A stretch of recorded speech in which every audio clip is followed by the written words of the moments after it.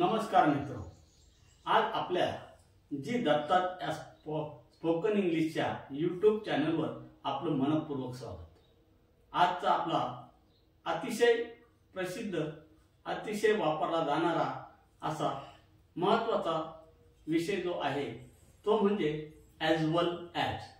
As well as, as well as त्याचा मराठीतून अर्थ आहे तसाच, तशीच, तसेच, आपल्या सोयीप्रमाणे। इंग्रजीतून त्याला म्हणतात ॲज वेल ॲज आणि खूप वेळा आपण हा शब्द वापरतो।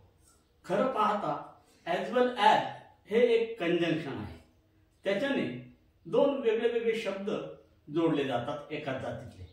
म्हणजे कसं तर बघा, एका वाक्यात दोन वेगळे कर्ते असतील परंतु ते दोन वेगळे कर्ते ॲज वेल ॲजने जोडले जातात, किंवा दोन वेगवेगळ्या क्रिया सुद्धा इथं ॲज वेल ॲजने आपल्याला जोडता येतात। आणि काही दोन वेगवेगळे विशेषणं असतील किंवा इतर काही शब्द असतील तर निश्चितपणे ते सुद्धा ॲज वेल ॲज या इंग्लिश शब्दाने आपल्याला वाक्यात जोडता येतात।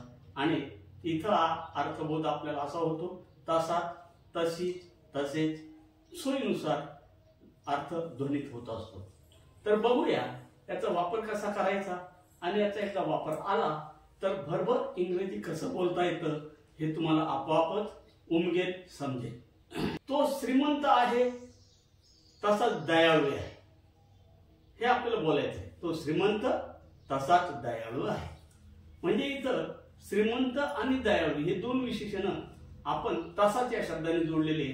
अर्थात हा तसाच शब्द म्हणजेच ॲज वेल ॲज हे कंजंक्शन।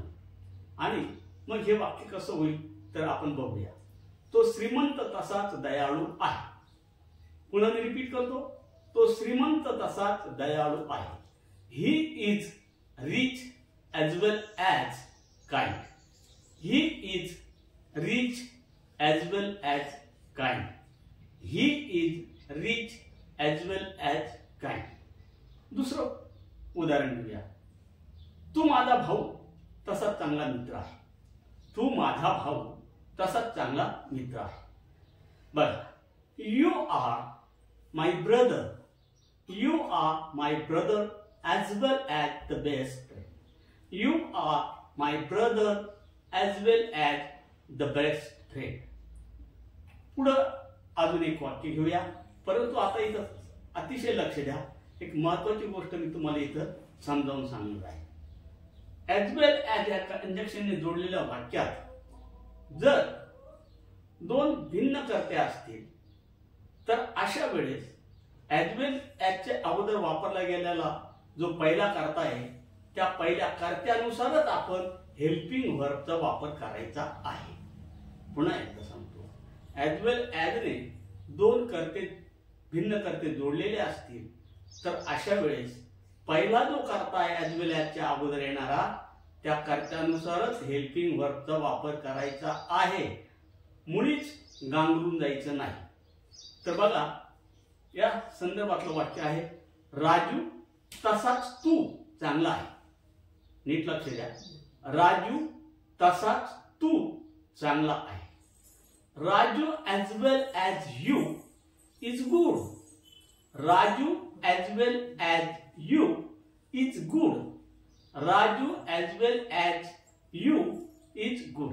इथं थोडंसं तुम्हाला कानाला वेगळं वाटेल, कारण आपला जो समज आहे यू नंतर आर आला पाहिजे, परंतु तसं नाही।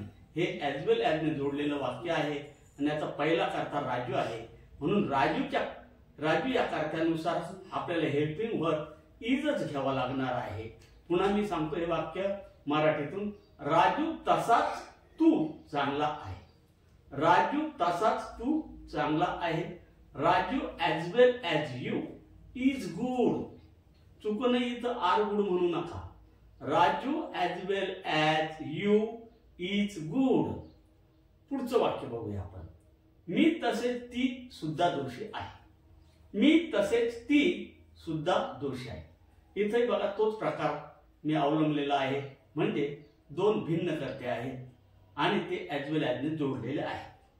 आणि अशा वेळेस आपण ॲज वेल ॲजच्या अगोदर येणारा जो पहिला कर्ता आहे त्याचंच हेल्पिंग वर्ब वापरणार आहे आणि त्याचंच हेल्पिंग वर्ब वापरायचं हे लक्षात ठेवा, तरच आपलं वाक्य अचूक होईल. पुन्हा मी सांगतो, मी तसेच ती सुद्धा दोषी आहे. मी तसेच ती सुद्धा दोषी आहे. I as well as she am to blame. I as well as she am to blame. बघा, सी नंतर am थोडस तुम्हाला विक्षिप्त वाटेल, पण ते तसं नाहीये. पहिला करता आय असल्यामुळे इथं am वापरणंच गरजेचं आहे. पुन्हा मी हे वाक्य रिपीट करतो, लक्ष द्या. मी तसेच ती सुद्धा दोषी आहे. मी तसेच ती सुद्धा दोषी आहे. I as well as she am to blame. I as well as she am to blame. चला पुढचं वाक्य बघूया आपण. राजू हसत तसाच रडतही होता. राजू हसत तसाच रडतही होता. Raju was laughing as well as weeping. Raju was laughing as well as weeping. Raju was laughing as well as weeping. पुढचं वाक्य. मी मुलांना तसेच मुलींनाही शिकवतो. मी मुलांना तसेच मुलींनाही शिकवतो.